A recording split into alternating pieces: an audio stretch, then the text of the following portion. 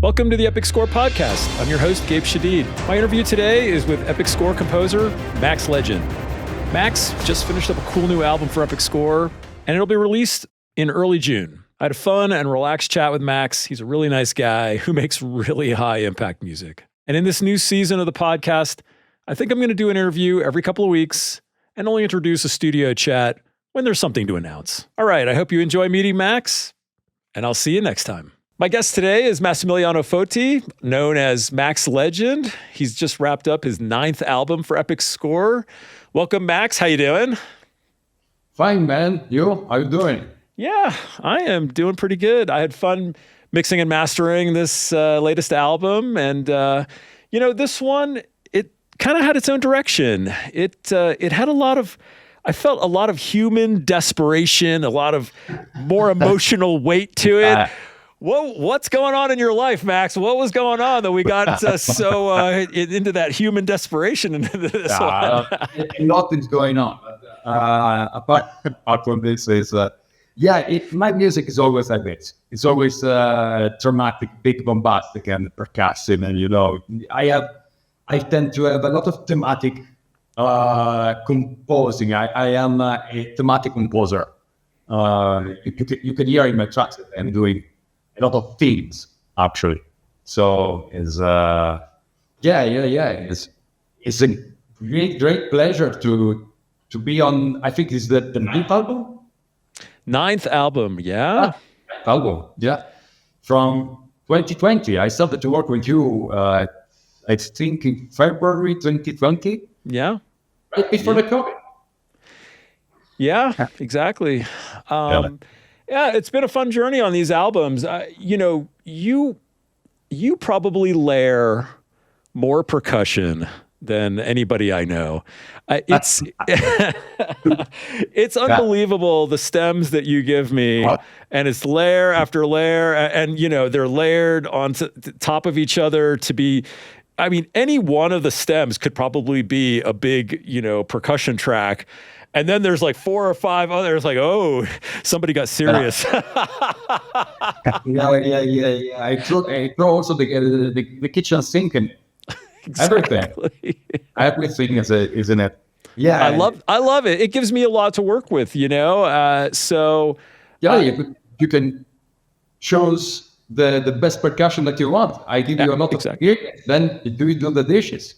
Absolutely, and I mess with all of it. It's fun to shape that into what becomes that final percussion sound, which is with your tracks always enormous, which is fantastic. I love it. There is a story behind it. Basically, I am a trailer composer, TV and trailer composer. But from the trailer world, the percussion must be big. The percussion is a must, that they must be hard hitting because of this. Also in the TV world about it, these are basically sync points for the editors. Right. So I give you a lot of stems because also I have the hits and impacts, because you're telling that I give you a lot of stems with the percussion, but I give you also hits and impacts. So you have 20 layers of percussion. I'm joking, but another maybe, and then you have also hits and impacts, because in trailers usually you have that kind of structure in instrumentation. So that's why I am also so bombastic in my percussion. No, it's very useful for me to be able to have the stuff split out the way you do it. I ask basically everybody to do it similarly, but it is fun to see, how many layers of percussion you put together to make your sound. And hopefully I do it justice and make it as in your face as possible. Yeah. Was certainly in my face. And another thing I love about your tracks, it was a little bit less so on this album, but in some of the previous albums, even after sort of the big end finale, you don't stop. Boom, the booms hit, the hits hit, everything's going crazy one more time to get out. I love that. I love the creativity that you throw down right at the end. Tell us about that. Tell us about your sort of your mindset on that. My mindset is was for back in the day when I had supervisor with fair labels, and they were always telling me, "Yeah, the third act is done, but you have to do another little act for the ending of the trailer." So that's why now is inside of me this kind of structure. So I have usually an intro, a second act, third act, then a little fourth act, and then outfit. So five minutes of music. Yeah, you have actually in some tracks you have almost 5 minutes. I think. Maybe not in this album, but I think in one of the first there is one track that is almost 5 minutes. These tracks are fun to listen to, and I hope the audience has fun with them. I hope the clients have fun with them because there's a lot to play with in your music, and I think that's really great. I mean, you just get bigger and bigger and bigger, and it's like, I'm like, oh, where's he going to go from here? Oh, that's where he went. And it's fun. So you are Italian. Yeah, but yeah, you don't. But you don't live in Italy. Where do you live? No, I'm living in Switzerland right now. I moved here in Switzerland in 2020, and it was quite a journey. But now I live here at this pretty quiet, peaceful town, and I love it. I was from Milano, in Italy, and it's a city. You know, Milan is the metropolitan city of Italy and maybe Europe for the fashion industry. And now it's quiet, peaceful, and it's a lovely place to go to work and have inspiration. And you're ruining the quietness with all your loud music. Exactly. Usually, when I'm doing a track for you, sometimes I start to have an idea in mind, and then in the morning, and then in the afternoon, I make a walk. I go to work a little bit, and usually I try to re-listen to the track, just maybe the intro. So while I'm working, my brain is starting to develop it, and this wasn't with the first albums. Then my brain is going with the autopilot right now. So when I'm doing your tracks, I am going. That's it, doing the intro and then putting everything in, and then go crazy. Yes. Yeah. That's it. You did some really interesting thing with strings on this album. There were some super fast moving strings. And I thought they worked really well. I had fun playing with that stuff. I'm coming from the trailer world, and there is the neoclassical genre that there are a lot of strings, fast strings in your face, and really close cellos, staccatos, violas. This is a genre in trailer music. So but usually I don't like only the cellos and only the strings in it, and so I put everything in brass, wires. Yeah, it's better to have everything from an editor and then subtract from it. Like you, for a mixing engineer, it's better to have more choices. And I'm always thinking in that way. It's I prefer to put a lot of dishes on the plate. And every time you can input more. Yeah, no, the more I have to work with, then the less changes I have to do with the composer, and I can take things out, rework things sometimes if I feel like it needs to be reordered or stuff like that. And it's always fine with me. It never bothers me if I feel like I have to sort of change things around a little bit. And so the more I have to work with, then the less I have to sort of bother the composer with changes. And I love it. it's I love it. I love yeah. it. It works right away, and like give you 20 tracks, and then that's it. Continue to work on other projects. Yeah. Yeah, it's but I love working with you because I mostly nowadays I am pretty free in the genre that I'm doing. But back in the day, I always had briefs. So in general music, usually they give you a briefs, and then you have to do an hybrid parts, an orchestra, sound design stuff. Then maybe you have to do some uplifting trailers, so more joyful and more, which with you, there are not that joyful. Because I sympathize with the dramatic theme of the tracks, because I think it's because when I was younger, I've seen a lot of movies in Hollywood, like The Last Samurai, Mission Impossible, and all these great movies in the past. Especially, I'm referring to Mission Impossible 2. That back in the day, Hans Zimmer was using the choirs, like nowadays we are using the epic score style. So that's why I think every time I came back to those kind of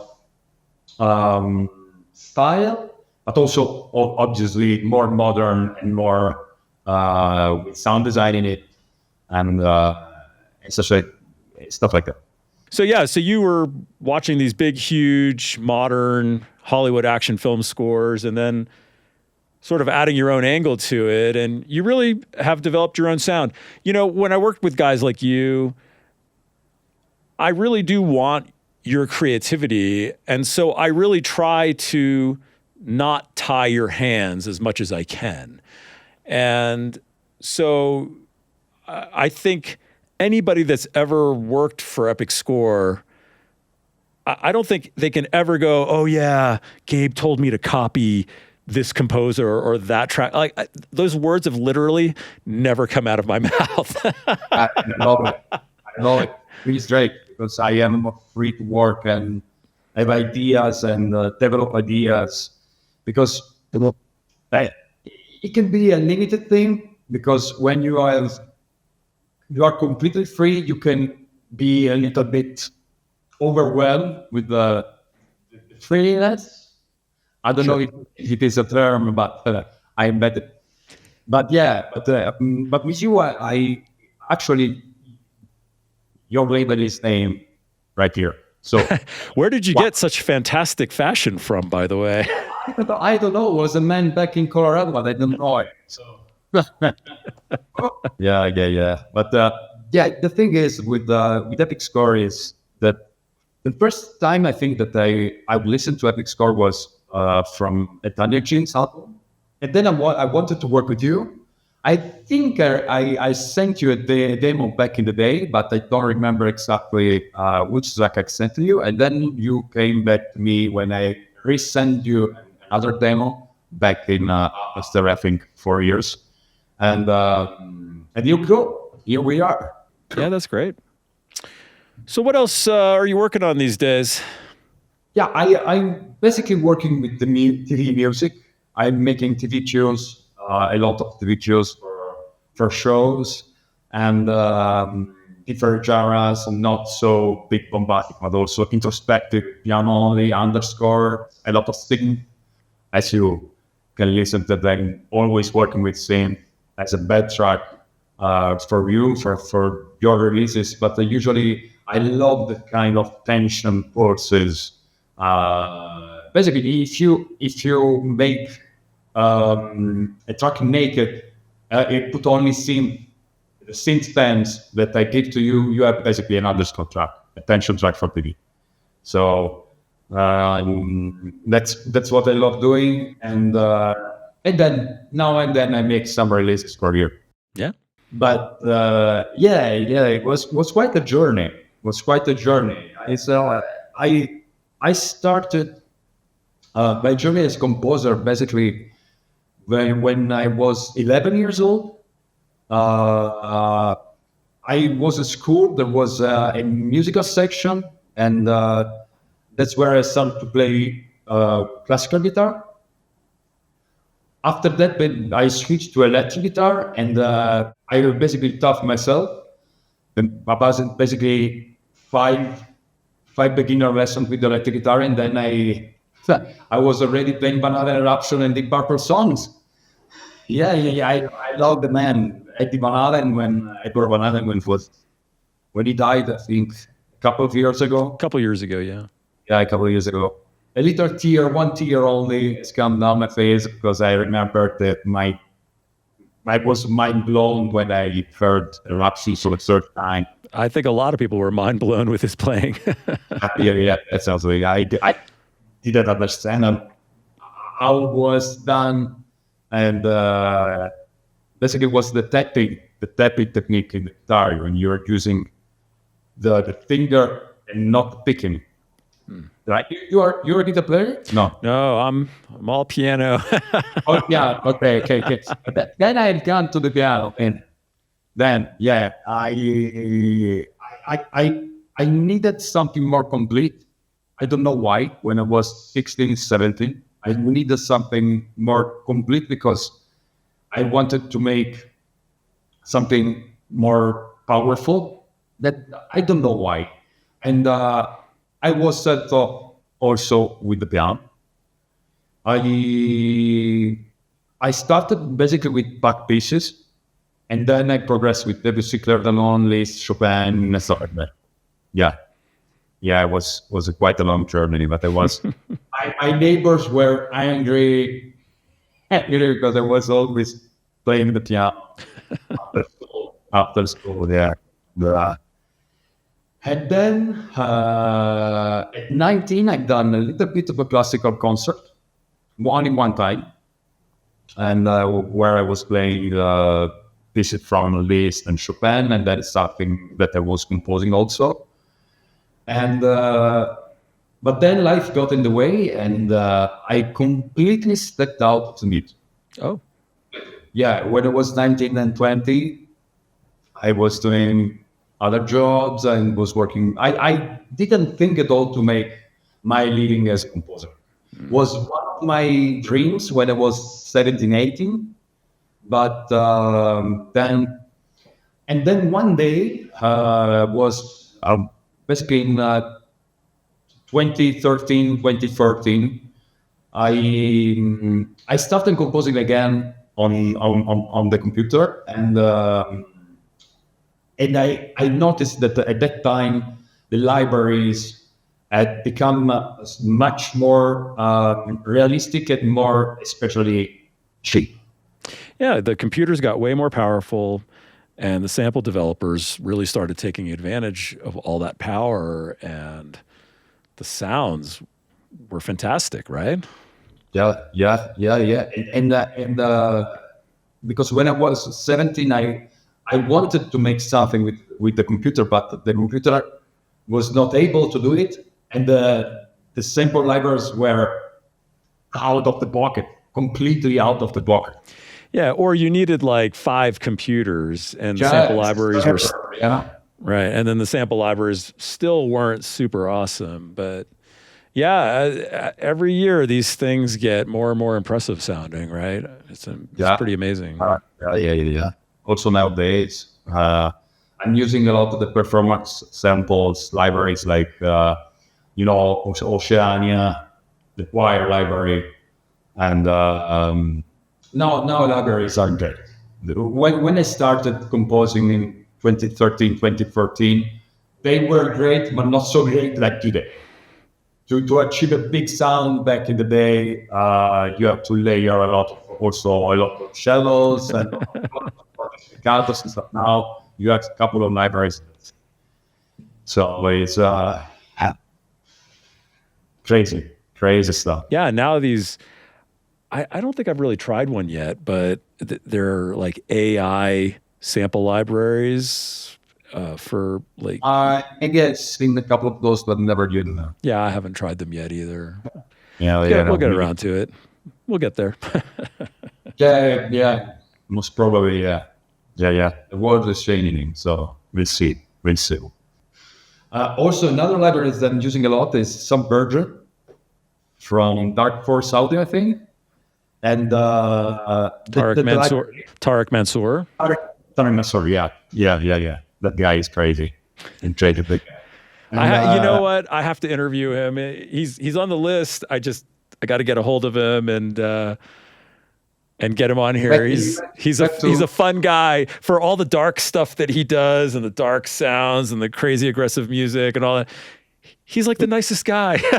yeah. That's really. Yeah. When you talk with him, he's a guy, and that's funny. You can't imagine that he's doing that kind of fruity makes things sound so that they might tell you and they get your way is crazy.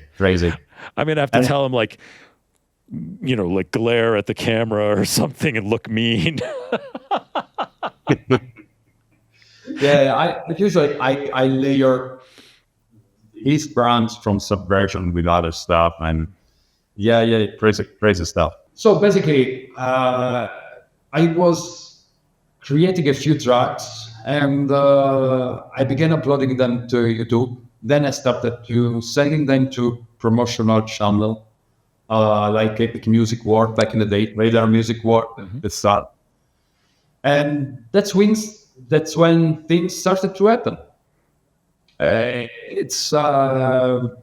connected with a couple of people. Then I decided to go to London for the first concert of Hans Zimmer ever. It was the first concert of Hans Zimmer at Hammersmith Apollo in 2014. And there I met some people that I was going to work with. And then everything started. I started to work with Realism Motion, Colossal Trailer Music, all these guys here and in the trailer world. And after that, I started also with little boutique TV music labels. And then also I started to work with you, like Brent again. I am working professionally since 2014, October 2014, so 12 years almost. Mm-hmm. And I was making basically no money in the first couple of years. That's how it goes. I've said it before on the podcast. I tell people, if you need to make money right away, this is not for you. It takes a while for it to ramp up, and I credit you. You've been very consistent. You've delivered really, I think, really usable, creative, hard-hitting music, and you do it on a fairly regular basis, and that's what it takes. Must be consistent in this work. Yeah. You must, because I know some great composers, but they are doing basically a couple of albums a year. And maybe the trailer work could work because you need to be polished, and but in TV business, you must be proficient and quality and production equality. So yeah, it moves pretty fast in television for sure. All right, well, thanks, Max. Thank you for your time today. This was fun. Yeah, I'm looking forward to album number 9 coming out. I guess I can say the title of it. It's Titan's Weapon. I thought that was a fun one. Yeah, I thought that's fun great. One. That's great. I love your titles. every time that I give you an album, there are my titles, and then there are your titles. So I don't know which track it is every time that I play it.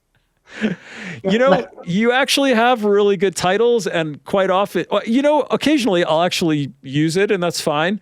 But my name is probably kind of a derivative sort of side. Yeah. Sometimes, just on the side of your title or whatever. I always have to be careful that I'm not duplicating an old title. I get caught a couple of times. I've gotten in trouble. I have a big long list and I search through it to make sure I'm not duplicating.